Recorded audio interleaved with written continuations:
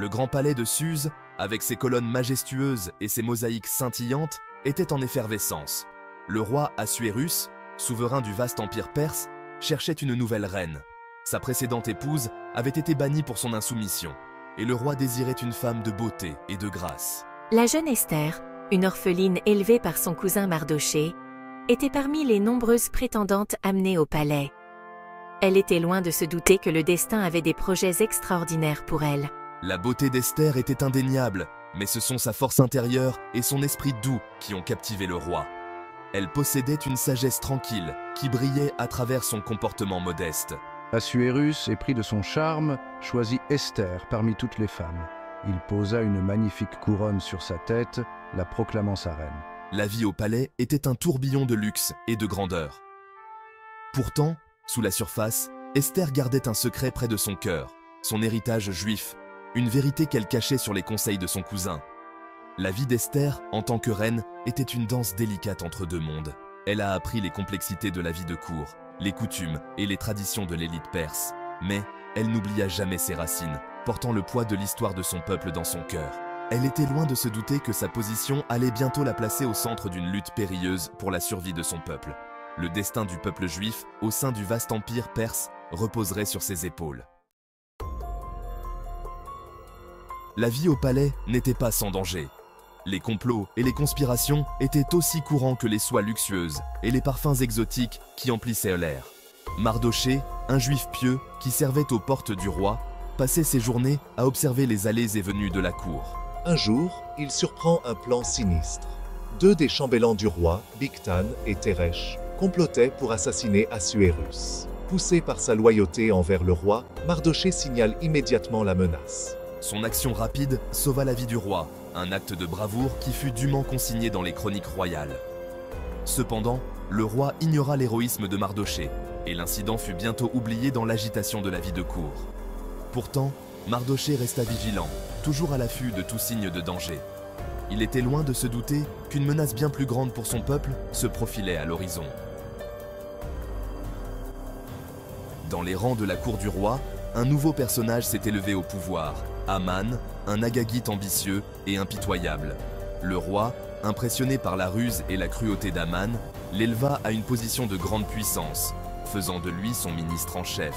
Aman se délectait de son nouveau pouvoir, exigeant une obéissance et un respect absolu de la part de tous ceux qui croisaient son chemin. Il attendait de tous, y compris des Juifs, qu'ils s'inclinent devant lui en signe de son statut élevé. Mardochée, homme de foi et de principes inébranlables, refusa de s'incliner devant qui que ce soit d'autre que Dieu. Son refus, un acte de défiance silencieux, enragea Aman. Aman, rongé par sa fierté blessée, y vit un affront personnel, une remise en cause de son autorité. Mais sa rage allait bien au-delà d'une rancune personnelle contre Mardochée. Il y voyait l'occasion de punir tout le peuple juif. La fureur d'Aman brûlait d'une intensité froide, alimentant un désir de vengeance qui allait avoir des conséquences dévastatrices. La nouvelle du décret d'Aman, une condamnation à mort pour tous les Juifs de l'Empire perse, parvint à Esther dans le confinement du palais. Son cœur se serra en réalisant l'ampleur du danger qui menaçait son peuple. La peur la rongeait, mais elle savait qu'elle ne pouvait pas rester silencieuse.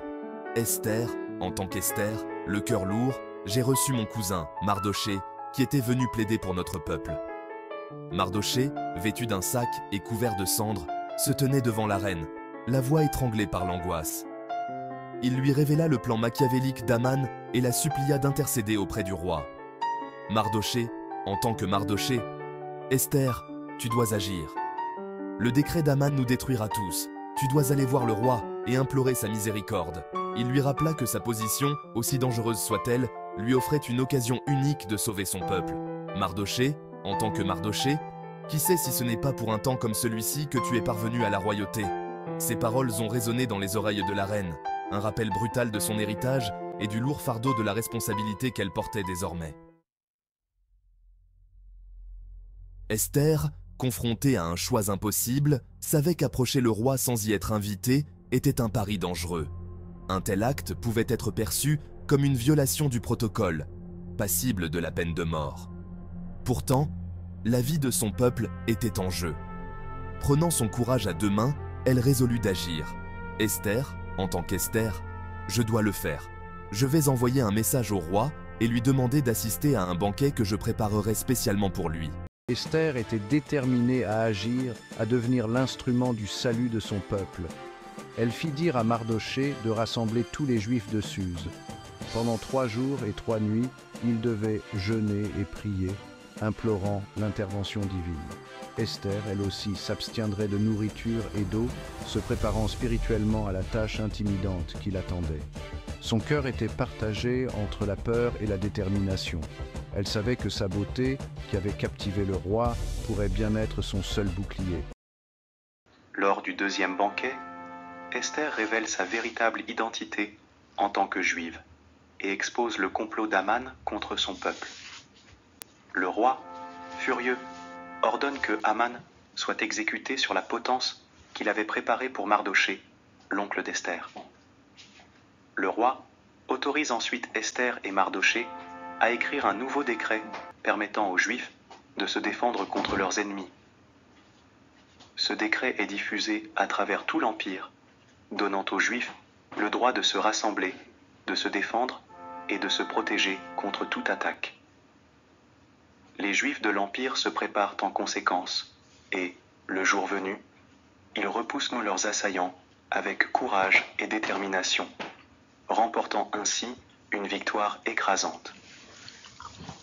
Pour commémorer leur délivrance et ce retournement spectaculaire du destin, la fête de Pourim est instaurée.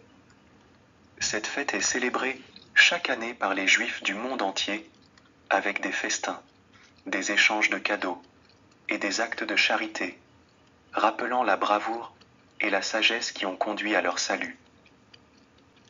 Grâce au courage et à l'ingéniosité d'Esther, ainsi qu'à la sagesse stratégique de Mardochée, les Juifs sont sauvés de l'anéantissement et la paix est restaurée dans l'Empire perse. Leur histoire continue d'inspirer le courage et la foi en des temps de grande adversité.